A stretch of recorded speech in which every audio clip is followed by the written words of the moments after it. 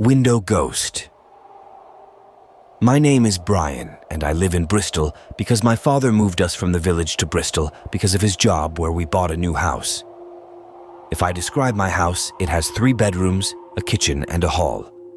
Overall, for a middle-class family, this was a very good house.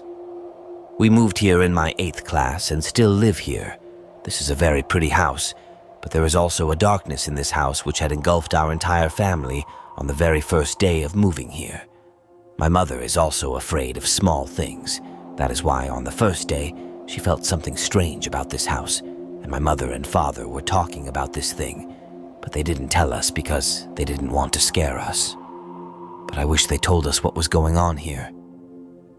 The night we moved here, when we went to our room, there was nothing set up. I mean, we didn't brought any furniture. It was not there.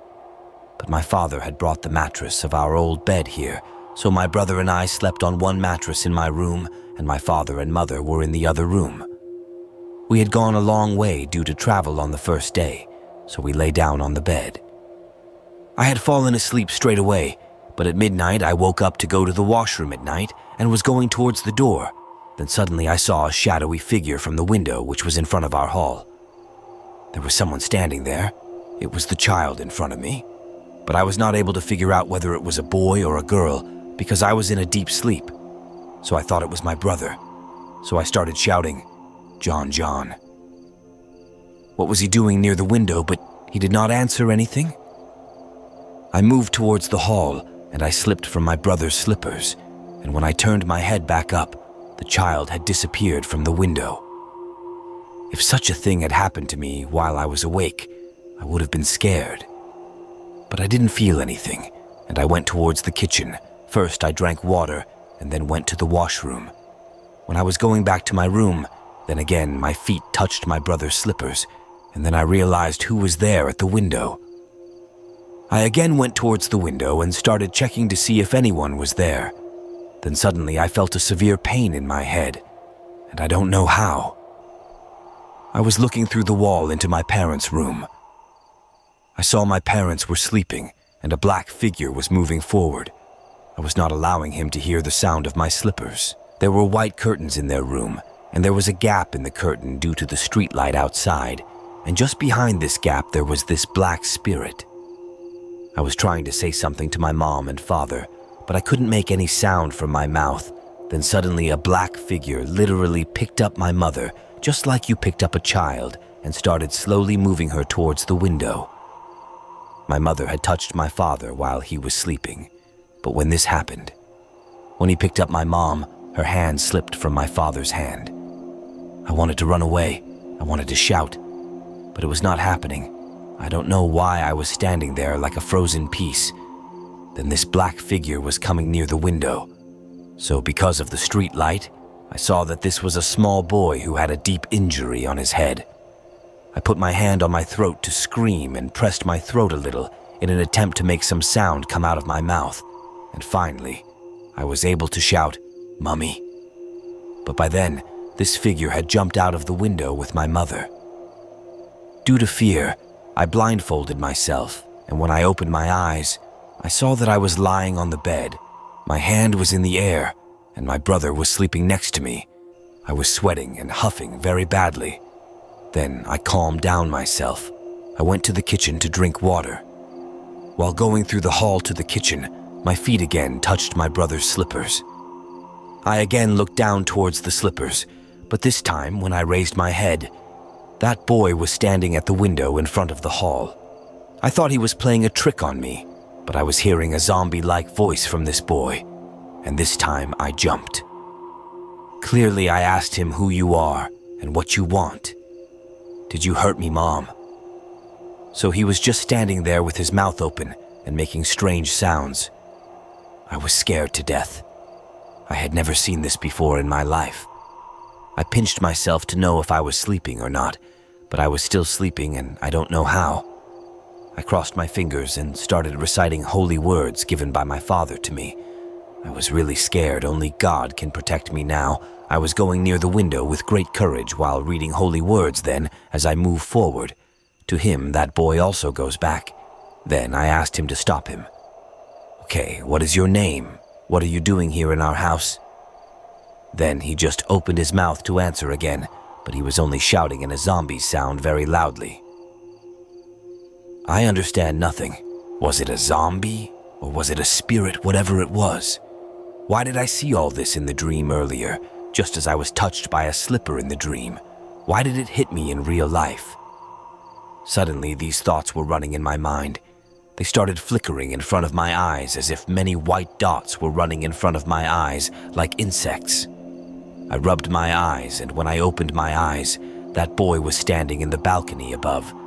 Before I could say anything, he jumped down. I fell on the ground in fear, and hearing this sound, my father had come there immediately. He first hit me and asked me what I was doing here at night, but when I explained everything to him, so he also got a little bit calm.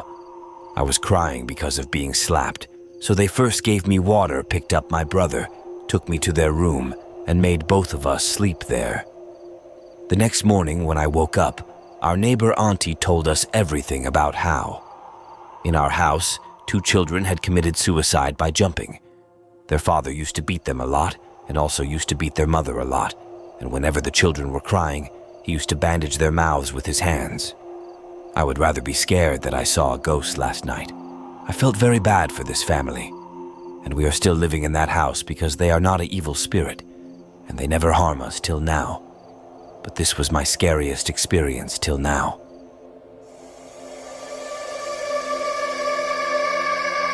Innocent spirit women. Freya, a 22-year-old girl, moved to London for college and rented a flat in a quiet residential area. Despite being a big city, her flat was surrounded by tall trees and had a serene atmosphere. Freya was excited to start a new phase of her life, but later she knew that her life was about to take a dark turn. The first horror incident occurred on the first night when Freya was fall asleep. She was abruptly awakened by a noise coming from her outside window. When she looked outside, she saw a ghostly figure walking on the wall. In the moonlight, that is not possible with so much daring. She sleeps at night, but the next morning, she told her neighbors about the incident, but they laughed it off, exactly saying it was probably just a street dog that does not make any sense. Street dog can't walk on wall, but Freya convinced that it was a ghost or a spirit around her house. But then Freya gets busy in her work and forgotten this incident, and then the next incident took place in a few weeks later. Freya was returning home from college, and she entered her flat. She saw that all her furniture had been rearranged. The chairs were upside down, the curtains were on the floor, and the drawers were all open. Freya was very scared and immediately called the police. When they arrived, they found no signs of forced entry, and the culprit was never found. Freya started to feel that someone was watching her, and she was always looking over her shoulder. Okay, so first incident she saw maybe something, an owl or something, but second one is specific. Freya gets very confused about how some ghost can rearrange my furniture. After doing more investigation, she finds nothing. Then she thought maybe it was my illusion. She again gets busy on her studies. But then the third horror incident occurred a few days later. Freya was in her flat when she heard a strange knocking at the door. When she opened it, there was no one there. But as she closed the door, she heard a voice whisper, "I am coming for you." Okay, it looks like someone is not hunting her, but her flat is haunted. That's why Freya was terrified and did not leave her flat for a few days. And then one day, Freya decided to gather the courage to find out who was behind the strange incidents. She started to investigate and found out that the flat she was living in was once occupied by a young woman who had been murdered by her husband, and her husband was never caught, and the ghost of the young woman was set to haunt the flat. Freya was shocked and scared, but she also felt a sense of compassion for the young woman's soul, so she decided to sprinkle the holy water given by a father from a famous church to help the young woman find peace. So Freya brought that water and candles and recited some holy words, and before a ghost appeared in front of her, Freya realized that the ghost was not there to harm her, but was to seeking her help because young woman's husband was still alive and was still terrorizing the neighborhood. So with the help of young women, Freya was able to track down her husband and arrest him to the police. The young woman's soul finally found peace, and strange incidents in that flat finally stopped, and Freya was no longer afraid and was able to live in peace. But the twist at the end was that the husband was actually a serial killer and had murdered several other women in their neighborhood. And the young women knew this thing. That's why she had been guiding Freya to stop the husband and bring justice to other women. Freya learned that the past should never be taken lightly, and that sometimes the dead need help. She was grateful for the young women for helping her, and felt a sense of fulfillment for being able to bring closure to the case from that day. Freya lived her life with a respect for the dead and deeper understanding of the world.